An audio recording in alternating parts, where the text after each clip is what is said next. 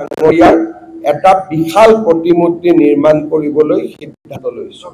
অসম আৰু অৰুণাচলৰ যি অতীজৰ সম্পৰ্ক, সেই সম্পৰ্কক ডক্টৰ ভূপেন হাজৰিকাই আৰু অধিক শক্তিশালী কৰিছিল।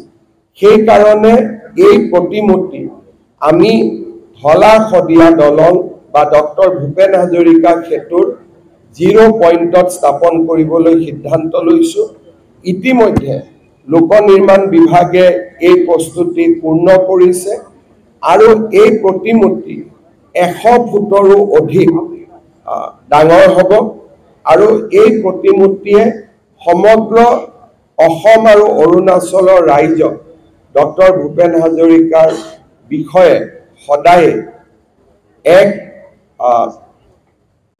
প্ৰেৰণাৰ প্ৰতীক হৈ যাতে থাকে, তাৰ বাবে ই সমন্বয় আৰু প্ৰেৰণাৰ প্ৰতীক হোৱাৰ ক্ষেত্ৰত আমাক সহায় কৰিব।